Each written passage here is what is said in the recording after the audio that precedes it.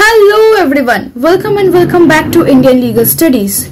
তো তোমরা যারা BBA LLB করতে চাও আফটার ইওর 10+2 মানে আফটার ইওর HS এক্সামিনেশন, যদি তুমি BBA LLB করতে চাও তো তোমাদের জন্য একটা গুড নিউজ আছে। আজকের ভিডিওটা স্কিপ না করে পুরো শেষ অবধি দেখো। যারা BBA LLB করতে চাও, Maulana Abul Kalam Azad university of technology West Bengal তোমাদের জন্য একটা BBA LLB কোর্স অফার করছে এবং ইট মে বি গুড আর ব্যাড নিউজ। এবছর একটা এন্ট্রান্স এক্সামিনেশন হবে যার নাম হচ্ছে কমন এন্ট্রান্স টেস্ট 2024।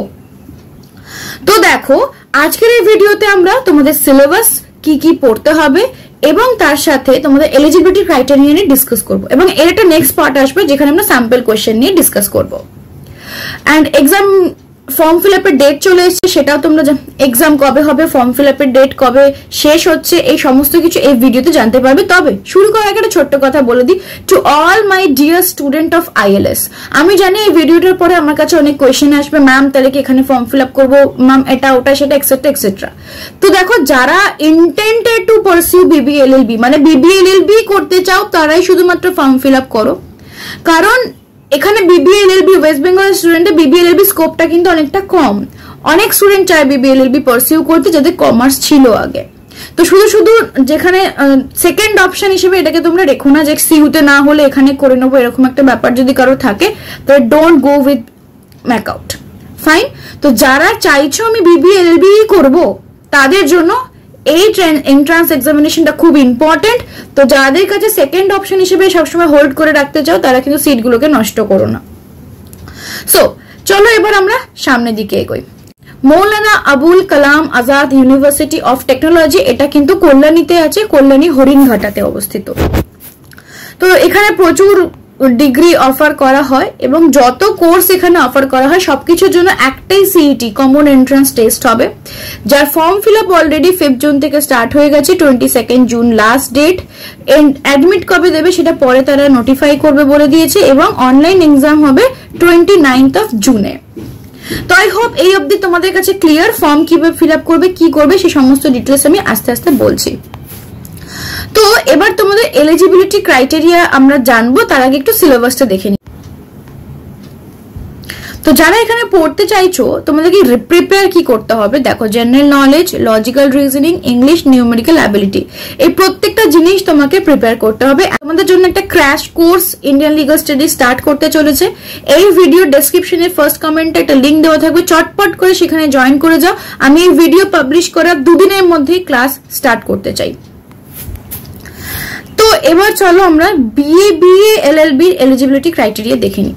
যারা ক্লাস 10+2 পাস করেছো মানে ক্লাস 12 পাস করেছো, যে কোনো বোর্ড থেকে পাস করেছো, 45% মার্কস তোমাদের থাকতেই হবে যদি তুমি জেনারেল ক্যান্ডিডেট হও, এবং সায়েন্স, আর্টস, কমার্স যে কোনো স্ট্রিম থেকেই তুমি BBA LLB পড়তে আসতে পারো।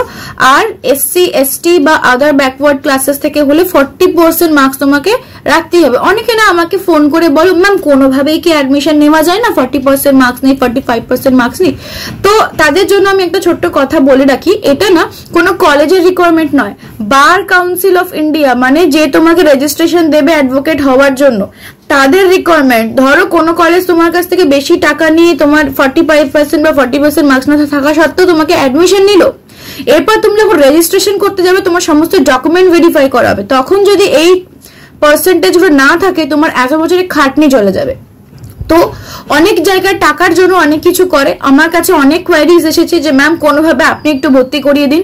আমি তো করাবোই না, কারণ এটা অ্যাবসলিউটলি ইলিগাল কাজ। যদি কেউ করায় তোমরা সেখানে করো না, কারণ আমি বারবার বলছি এতে যখন রেজিস্ট্রেশন নিতে যাবে তখন কিন্তু মুশকিলে পড়বে, এত টাকা খাটনি খরচা সব চলে যাবে।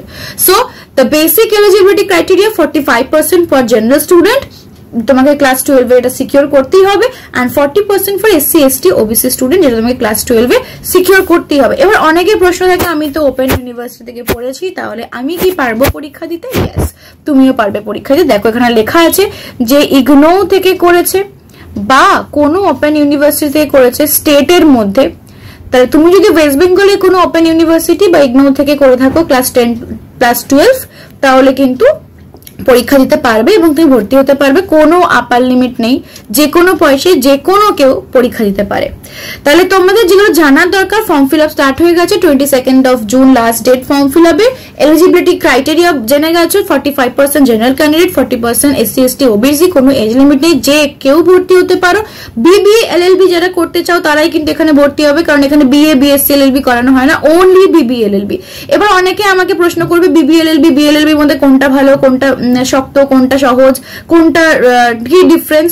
তো ইন শর্ট তোমাদের বলে থাকি কিছু ডিফারেন্স নেই, ল পেপার সবাইকে এক করতে হয়, শুধুমাত্র নন ল যে সাবজেক্টগুলো থাকে BLLB তে পলিটিক্যাল সায়েন্স, ইকোনমিক্স, ইংলিশ এগুলো পড়তে হয়, BBA LLB তে BBA সাবজেক্ট পড়তে মানে কমার্সের সাবজেক্ট পড়তে হয় অ্যালং উইথ ইংলিশ।